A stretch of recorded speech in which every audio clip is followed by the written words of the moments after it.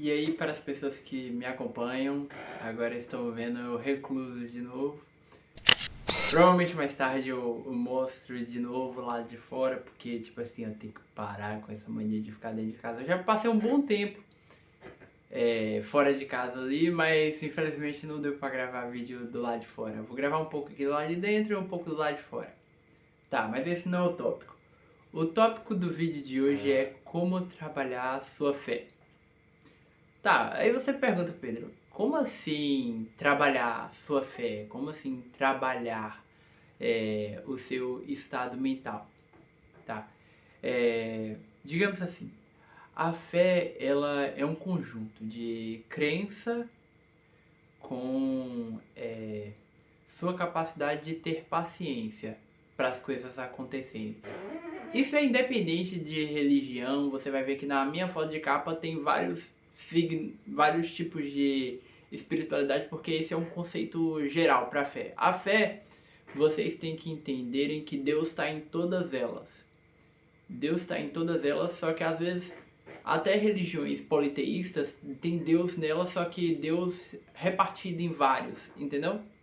Mas todos esses seres conectados são Deus, em um único conceito, que nem a mitologia grega. A mitologia grega tem vários deuses, porém, Zeus é o deus dos céus e da terra, entendeu?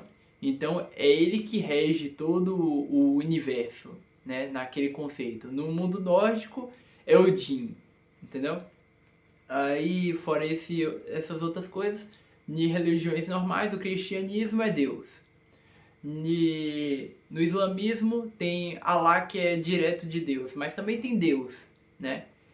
No budismo, não sei se é Ganesha, alguma coisa assim, tem alguém, tem alguém. Eu vou corrigir caso eu estiver errado, não for Ganesha. Na mitologia indígena tem vários deuses também, mas também tem um deus principal, né? Que é o deus que criou o universo. Na Umbanda também tem Deus. E tem. Eu não, é porque, tipo assim, é muito confuso pra mim. Porque eu acho que às vezes que Oxalá é Deus ou que Oxalá é um servo direto de Deus. Aí eu fico na dúvida se Oxalá é Deus ou não é Deus. Porque, tipo assim, num ponto de Umbanda mesmo fala Oxalá criou a terra, Oxalá criou o mar, Oxalá criou o mundo, onde reina os orixás. Aí isso me deixa confuso se ele realmente criou todo o universo ou ele criou ao pedido de Deus. Aí eu fico na dúvida ainda. Eu tenho que pesquisar bastante sobre. Mas tipo assim, não é esse o ponto, tá? O ponto geral que eu tava querendo dizer, né, trazendo todas essas religiões e que Deus também está em todas elas, é como trabalhar a sua fé. A fé é um conjunto de paciência e crença. Tipo assim, às vezes não é porque você está numa igreja evangélica que Deus não está ali. Só significa que você está no lugar errado. Eu passei por muitas igrejas evangélicas, eu juro pra vocês.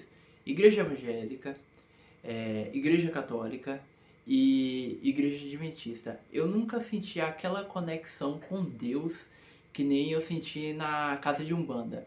Na casa de Umbanda eu não cheguei ainda a ir diretamente na Umbanda, mas quando eu assisti os vídeos na Umbanda e eu comecei a cultuar as entidades, eu senti uma paz no meu peito, uma paz tão grande. Eu senti as entidades, eu senti os meus guias, eu senti meu anjo da guarda. Então eu me senti sendo protegido. Então eu falei, realmente, é real o que eu tô sentindo. Porque, tipo assim, quando eu ia pra igreja evangélica, eu tinha muito aquela concepção de, tipo assim, eu rezava pra Deus e Deus não atendia meus pedidos. Mas o que acontece? Deus, ele realiza seus pedidos. Mas se você pedir por linhas tortas, ele também vai atender por linhas tortas. Se você, ai Deus, eu quero muito uma namorada, eu quero muito uma namorada, eu quero muito uma namorada, ele vai te dar qualquer namorada, tá? É assim que funciona. Se você pedir seu pedido de qualquer jeito, seja na igreja evangélica, seja no candomblé, seja no budismo, seja no islamismo, seja em qualquer religião, se você pedir de qualquer jeito, Deus vai te entregar de qualquer jeito também. Porque, tipo assim, você também tem que agradecer, não pode ser ingrato. Você reza para Deus, e aí todo dia você pede coisa, nenhum dia você agradece ele por estar vivo, por estar ouvindo, por estar pisando com seus próprios pés, por estar usando suas próprias mãos, ele vai achar que você está sendo ingrato. Você só procura ele para pedir. Então, ou ele não vai realizar, ou ele vai deixar você se lascar para você entender a importância de Deus na sua vida. Entende? Então, esse fator é importante na fé. Você tem que ser grato pelas coisas que Deus te der. Inclusive coisas que vai ser como aprendizado. Porque Deus não dá as coisas de graça. Às vezes ele dá coisas que te tragam aprendizado. Por exemplo, se você pedir um relacionamento, ele vai te dar um relacionamento. Se for tóxico, ele quer testar até onde vai seu amor na outra pessoa. E até onde vai seu amor próprio. Porque relacionamento tóxico é assim. A pessoa não te valoriza e a pessoa te prejudica. E você só nota isso se você tiver amor próprio. Se você tiver amor próprio, você vai terminar aquela relação porque aquilo é o melhor pra você. Independente do que seu parceiro infernize a sua vida. Entendeu? Então, é esse o fator da fé. A fé é como, tipo assim, todo o seu corpo emana energia, tá? Pode ser de qualquer tipo de religião. Seu corpo, ele emana energia, seu pensamento tem poder. E o pensamento vira uma ação. Quando você pensa muita energia negativa em uma semana, vira uma ação. Suas ações começam a ser negativas. Por exemplo, você pensa muito que o emprego não vai dar certo, que você não vai conseguir emprego, que você não vai conseguir se ajeitar na vida. Você pensa com tanta força que isso vira uma fé reversa. Isso vira uma fé de que nada vai melhorar. E a fé, ela se materializa. Se materializa como? Você se torna uma pessoa que não tem confiança, uma pessoa mais introspectiva, mais fechada. Então, quando você vai no emprego, as pessoas falam, porra, eu não quero aquele cara. Aquele cara é muito fechado, não fala sobre ele, não sobre nada, nem trabalha direito, é o que aparenta, né? Poxa, passou por tantas experiências assim de um dia só, já saiu da empresa, e eles não contratam, por quê? Porque você aparenta não ter confiança, você não aparenta ter fé. Quando você tem fé que o seu processo vai dar certo, os caminhos se abrem. Pode ter certeza que os caminhos se abrem, qualquer caminho se abre, né? Se você tiver fé, até no lixão nasce flor. Só pra tu ter ideia, até no lixão nasce flor, até no deserto brota água, entendeu? Até na árvore mais infrutífera nasce um fruto. A fé move montanhas, mas só move montanhas se você for agradecido e se você realmente acreditar. Não adianta a gente só cuspir da boca para fora que as coisas vão mudar, sendo que no nosso psicológico a gente acredita que nunca vai mudar por conta de paranoiazinha da nossa cabeça. Tá, então é assim que funcionam as religiões. Todas as religiões têm um conceito. Todas as religiões têm um conceito. Eu acho até que, de certa forma, a Umbanda tem uma conexão assim com o Evangelho, sabe? Porque tem Deus no meio e também porque, tipo assim, até a forma de fé é bem similar. A forma de como a fé é praticada, né? Da gente cultuar ali, ter um respeito, de a gente não fazer de qualquer jeito, a gente perguntar, pedir conselhos para Deus, entendeu? E tudo mais. A única diferença é as entidades. As entidades não que o povo, ai, chuta que é macumba, chuta que não sei o que, ai, que entidade é filho do demônio. Mentira, mentira, isso daí é muito mentira. Muitos de igreja evangélica não sabem, mas o anjo da guarda que falou no seu ouvido aí, não é só o anjo da guarda, às vezes pode ser Exu, às vezes pode ser Pombagira, às vezes pode ser Zé Pilintra, às vezes pode ser Preto Velho, que aparecem como quem? Aparece como, já que você tem esse preconceito religioso, aí eles não podem aparecer na verdadeira forma deles. Então eles aparecem para você como? Como um anjo, como alguém angelical, ou como o próprio Deus, ou até como Jesus Cristo aparecendo na sua frente. Por quê? Porque você não acreditaria naquilo se aparecesse Exu na sua frente, da forma real dele. Você ia querer dizer, ai, é o demônio, é o diabo e não sei o que. Por quê? Por conta do preconceito religioso enraizado. Entendeu? Todas as religiões têm algo em comum. Entendeu? Até o evangelho que fala, ai, não sei o que, tá lá na Bíblia que Maria, um anjo veio até Maria dizer que ela daria fruto o fruto na barriga dela daria a um menino, que esse menino seria o Messias. Então, até na religião evangélica, não foi Deus que desceu até a terra e foi diretamente de Maria. Foi um anjo, entendeu? Então, de certa forma, as pessoas também poderiam cultuar o anjo como se fosse uma divindade também. Ele não é uma divindade, ele é um mensageiro de Deus. É a mesma coisa das entidades da Umbanda. Elas não são deuses, elas são mensageiros de Deus. São pessoas que viveu como seres humanos nessa vida, né? E aí quando morreram, elas passaram por tantos processos de reencarnação que elas já são evoluídas ao ponto de decidir, olha, eu sou tão evoluído que eu não quero mais reencarnar, eu quero ajudar outras pessoas. É assim que funcionam as entidades de luz. Claro que também tem as entidades de trevas. Aquelas entidades que elas só existem para perturbar pessoas que são perturbadas da cabeça. Ou para fazer regredir as pessoas. Tá, então é assim que funciona o candomblé, a umbanda e a quimbanda. O evangelho funciona da seguinte maneira. Deus criou todo o universo. Jesus é o salvador. Tipo assim, Jesus ele foi a pessoa que deu o corpo dele e a alma dele para salvar todos nós. Todos nós cristãos, ele salvou todos nós, entendeu? Não só ele salvou todos nós, mas ele também pagou pelo erro de toda a humanidade, entendeu? Então, hoje em dia as pessoas têm que ser gratas pelo sacrifício que Jesus fez para limpar o pecado de toda a humanidade. É assim que funciona o evangelho.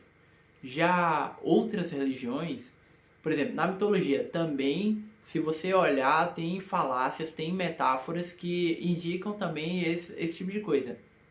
Apesar de que, por exemplo, na mitologia grega tem muito esse negócio de sexualidade, de estupro e tudo mais. Se você olhar, Zeus vai lá, abusa de uma pessoa, ou sei lá, outros deuses vai lá, cobiçam outras pessoas, mas também fala sobre punições. Se você olhar na mitologia grega, uma pessoa que aconteceu bem assim. Eu não lembro do nome das pessoas em si, mas eu vou colocar aqui em algum canto aqui. Tá. Deus, ele... Quer dizer, Deus não. Fizeram um banquete, um dos discípulos de uma das divindades fez um banquete. E aí ele se sentia tão satisfeito que ele com os deuses gregos que ele queria fazer uma forma de agradecimento extremo. Ele fez o quê? Ele sacrificou o próprio filho para entregar, eu acho, para Zeus. E Zeus já achou estranho. Cadê esse seu filho? Cadê esse seu filho que tava aí? Ah, não, é que ele foi resolver tal coisa. No mesmo momento ele se ligou que o que ele estava comendo ali, o que os outros deuses estavam comendo era carne humana do próprio filho. Do próprio filho daquele servo. Então ele puniu o servo à altura. Ele colocou... Eu amo olhar esses tipos de tortura da mitologia grega, que é o Tártaro. O Tártaro é um tipo de tortura eterna. Tá. O que esse discípulo pagou? Ele foi colocado em um lugar onde tem uma tortura eterna. Ele tem água até a altura das pernas, né? Se ele tentar se levantar para pegar o fruto que está acima dele, que tem uma árvore em cima dele, a água sobe ao ponto de encobrir ele. Então ele não consegue pegar o fruto porque a água sobe até o nível dele e os frutos também, o vento tenta levar os frutos. E se ele tentar abaixar as mãos para pegar a água desce até um ponto que ele não consegue pegar a água. Então é esse o tipo de tortura que tem na mitologia grega. Eu acho que em outras religiões também tem um tipo de tortura, como o evangelho tem o inferno, né? Tem um outro parâmetro mesmo de o inferno de Dante, que o inferno é dividido em 13 ciclos do inferno, até o último onde é o pior, onde você encontra o diabo. Onde o diabo não é um torturador, ele também é uma vítima do próprio inferno, dos próprios erros que ele cometeu. Então ele não é um torturador, ele é o torturado também. né? Na Umbanda não tem essa coisa de inferno, tem um umbral, que é aonde vai aquelas pessoas que tipo assim, tá meio perdida, assim, tá meio sem nexo. Mas existe uma coisa que é na Umbanda, é energia natural, que é o karma. Se você praticou atitudes ruins na sua vida, o karma vai lhe cobrar. Se você for médium, o karma é instantâneo. Se você fez um ruim com uma pessoa, chegou no empresa, você tava com dinheiro, não emprestou porque você não quis, você vai ver que esse karma vai te pagar, vai te cobrar. Uma hora você vai dar uma topada no dedão, quebra o dedão do pé, você chega a estar no trabalho, cai uma viga na sua perna. Não tô falando, tipo assim, nem 100% das vezes é esse tipo de atitude brutal, entendeu? De, porra, eu cheguei, derrubei sei lá, bati o copo na cabeça do meu primo e, sei lá, o karma me cobrou quebrando minhas pernas, entendeu? Não é assim. O karma, ele é somado quando a pessoa não é médium. Então, se você fizer ao longo de sua vida muitos erros, muitos erros, o karma vem todo de uma vez e te lasca, entendeu?